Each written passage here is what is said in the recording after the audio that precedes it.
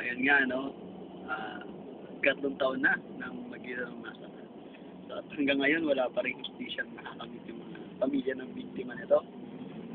Nakikita naman natin na hindi sincero yung ating pamahalaan sa pagbibigay ng hustisya sa kanila. At ito pa nga, nitong Nobyembre lang, nagbigay ng isang desisyon ang Korte Suprema para itigil ang live coverage ng paglilitis ng Maguindanao Massacre. So, anim na testigo na napapatay, simula noong 2009. At hindi lang mga sa Pilipinas nangyayari yung mga ganitong paglabag sa karapatan sa malayang pamamahayag, kundi pati na rin sa ibang bansa. Sa katunayan, ang November 23 ay naging International Day to End Impunity.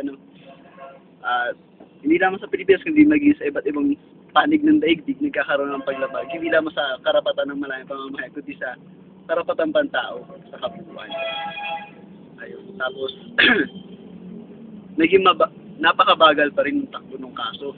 Kahit sabihin na pinangako ng kasalukuyang Pangulo na gagawa niya ng kaukulang aksyon para mabigyan ng katarungan yung mga naging biktima nito.